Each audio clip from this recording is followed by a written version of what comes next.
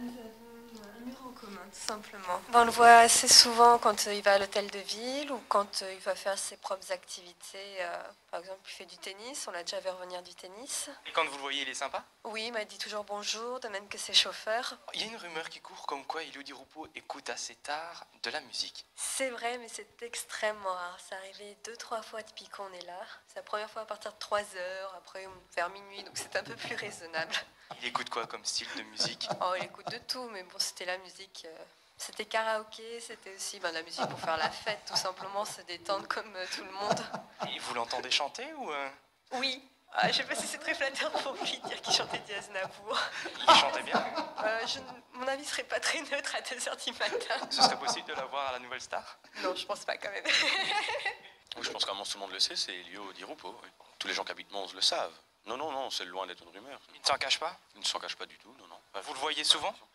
Dans la ville de Mons, j'avoue c'est un pur hasard, je sais pas... Mais ouais, ça nous arrive de le croiser. Et quand vous le voyez, vous le trouvez sympa?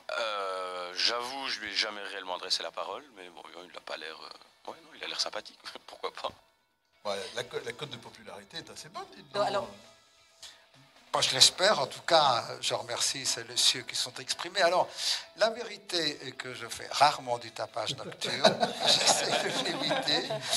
Mais je dois reconnaître que de temps en temps, c'est la fête. Et comme les gens qui viennent arrivent assez tard, ce n'est pas étonnant que parfois ça dépasse les heures...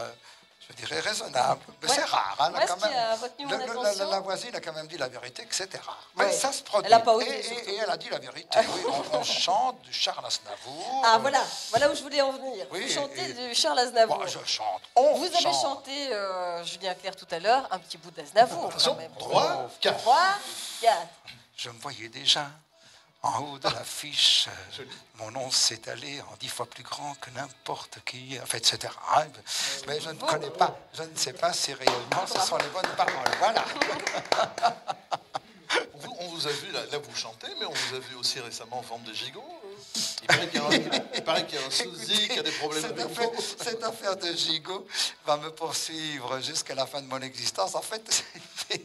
Pour voter pour moi. Oui, non, mais la vérité est la suivante. Donc, dans le travail que nous faisions pour expliquer à quel point la vie était chère et qu'il fallait absolument revaloriser les revenus de tout un chacun, j'avais pris un certain nombre d'exemples, le prix du lait, etc.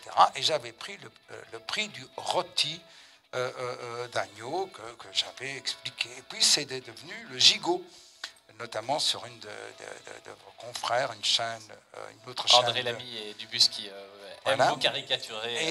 Et c'est parti. Et depuis lors, on m'identifie au gigot d'agneau. Et donc, quand je vais quelque part, on parle un petit gigot d'agneau. Mais bon, je suis plutôt pâte. Donc, si quelqu'un m'invite, qu'on n'hésite pas... Ah, vous ne mangez pas de viande rouge? Peu. Je ne dis pas. Peu. Je peux manger un filet américain, un tartare, comme disent les Français, mais voilà, je suis plutôt tendance cuisine italienne. Vous faites attention à ce que vous mangez? Très. En fait, vous devez savoir que quand j'étais adolescent, j'étais petit et très gros. Alors, c'est peu connu, on cache les photos pour ne pas trop les montrer, mais j'étais vraiment très gros. On va lancer les recherches dans la maison. Oui, ben là, il faut vraiment doublement le mériter. Mais c'est vrai que d'une manière permanente, je fais attention, parce que j'adore le chocolat, j'adore tout ce qui est sucré, et si je me laisse aller, je redeviens gros, donc je fais un peu attention. Vous faites même du sport, donc vous avez une vie très saine. Bonjour. Sauf quand vous faites la fête jusqu'à 3 heures du matin, Elio. Oui, enfin, ça c'est fort sain de temps en temps d'être capable de faire la fête. Hein. Il faut bien travailler et bien s'amuser. Mais oui, je vais 3 fois semaine environ au sport. Oui. Alors vous allez voir, ce qui est sain aussi, c'est d'écouter George Benson. C'est ce qu'on fait tout de suite. Give me the night, il est 8h22.